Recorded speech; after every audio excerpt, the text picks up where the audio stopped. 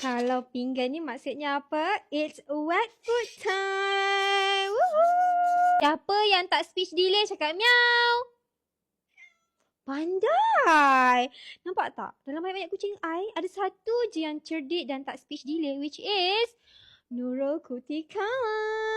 I nak perkenalkan premium cat food untuk diorang sebab selalunya diorang makan wet food yang biasa-biasa je. Ada 4 flavor. Dia chicken with duck, chicken with beef, chicken with quail egg and chicken sahaja. I tak bagilah wet food hari-hari sebab kitanya tak adalah banyak sangat duit kan. So I bagi seminggu 2-3 kali macam tu. This is their first time trying. Sebab tu diorang macam benda ni. Banyaknya lah kucing aku tak faham. Kita amalkan makan dalam talam.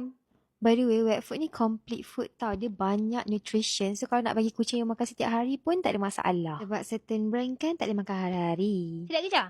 Dan ada 3 tekstur tau. Yang first ni velvet mousse. And then yang I bagi tadi tu filet in broth. Dulu I bela kucing, I akan bagi dry food je tau. Pasal I perasan kucing I cepat sakit. Since I bagi wet food 2-3 kali seminggu, I nampak yang diorang memang jarang sangat sakit. Lepas tu berselera makan and cepat besar. Dia ni baru setahun. Tapi moncok-moncok guys. Bulu pun cantik. Berkilat-kilat and sangat nakal. Bagi survey wet food yang sesuai untuk kucing korang boleh try tengok dekat account ni. Diorang ada banyak jual wet food. Specifically this brand, Chaser.